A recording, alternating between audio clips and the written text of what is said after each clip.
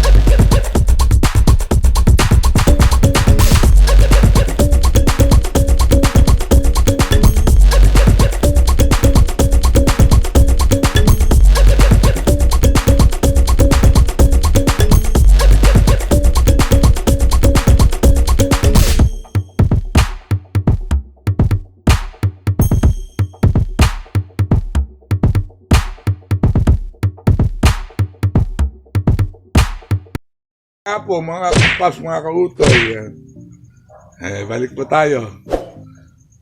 Una po sa halaman na noon po hindi na pinapasin. Ito po, tinatawag nilang elephant ears o badya, kung tawag ba sa elephant ears.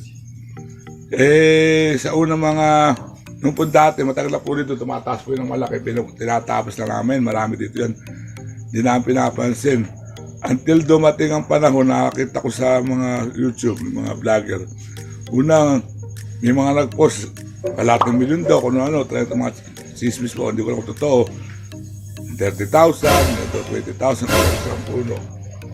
Maraming ko napanood sa mga YouTube na gano'n sinasabi. Hindi ko alam kung totoo hindi. Dahil, kaya ang ginawa ko, para mapatunayan ko ito, itong elephant ears nito na karaniwala na sa ito, akala ko gabi, parang gabi. Nagpunta ako sa ginto ng mga bilihan ng halaman. Napatunay ko, mahal nga, 1,000, isang punong maliit, pero hindi naman 30 mil. Yan po. Dati po lumalaki mo po ng tumataas ng ganyan yan hindi namin pinapansin. Ngayon nalaga na namin. Yan po yung elephant ears kung tawagin. O sa Iloilo may badya pa, badya din. Ayan po. Kaya nga nagpatubo na ako. Patubo si Mrs. Ano pa ba? Pasag-pasag tayo. Parang tour. O kaya ito po. Yung oregano. Saan ba itong nagagamit mga oregano? Pwede rin gamot. Sa ubo. O sa batang may halak. Pakukuluan. Ayan. Kita ba? Di pala kita. Ayan, kita na ba? Ayan, oregano. Ano, pwedeng sabi ko sa mga bata. Pakukuluan. Tapos sa mga bata. Sa mga may halak. Yung mga may plema. Oregano. Ayan.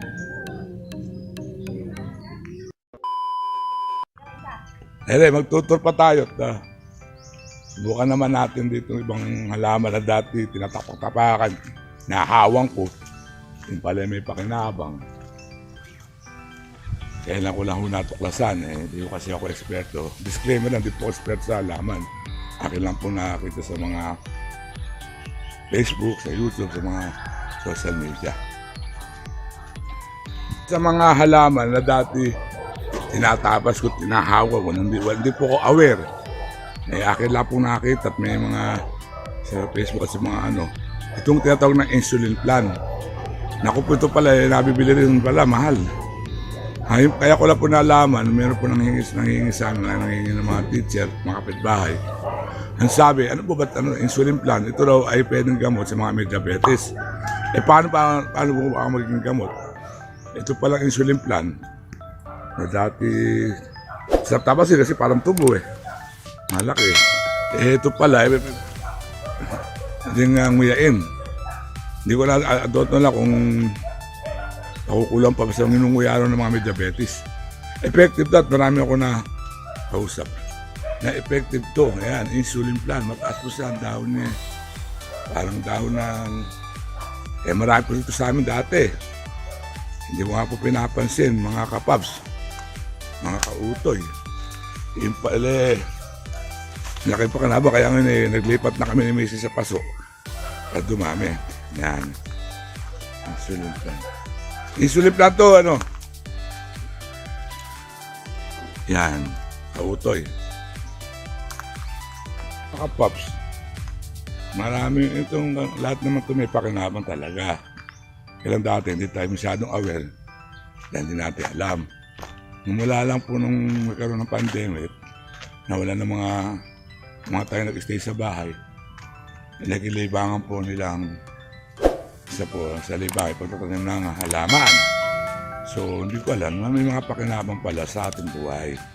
Mukha po ng insulin plan na yun, elephant ears, at oregano, pati po ito yung aloe vera.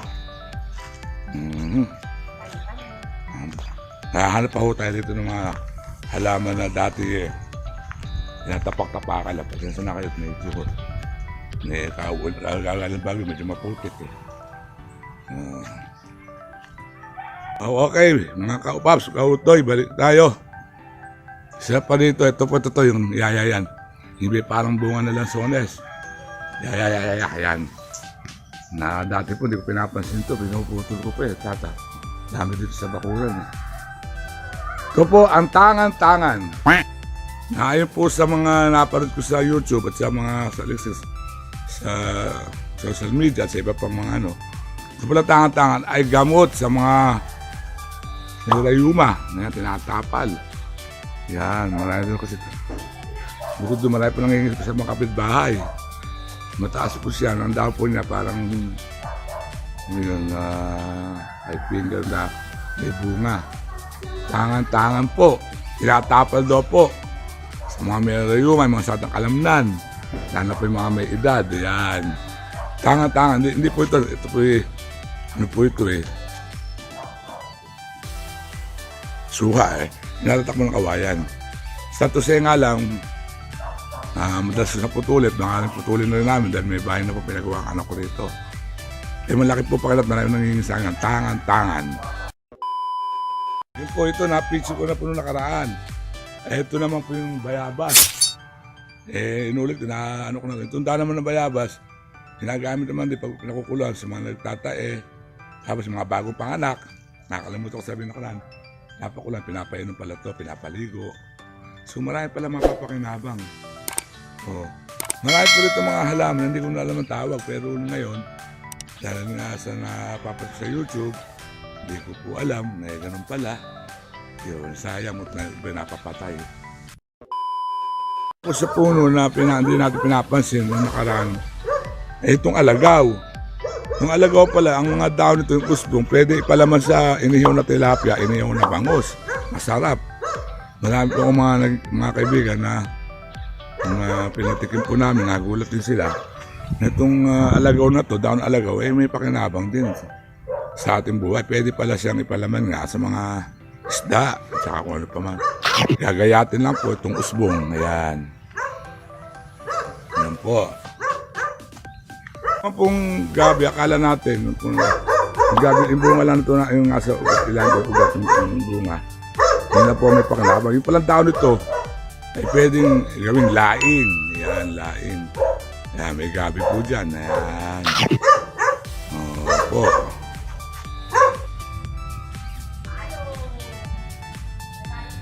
Ang aloe vera po ay pwede rin pwede rin sa kalbo na pampalago ng buhok.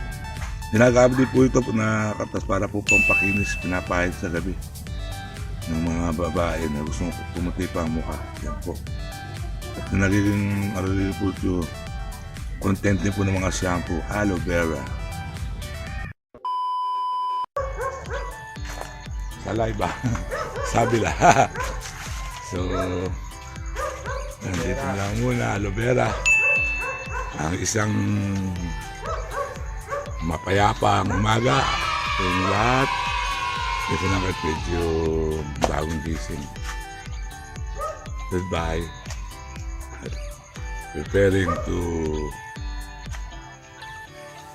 go to office right now. At sana ilalagi po kayo manood at salamat sa subscribe. Nagalos, ang katas ng Karutay. Thank you.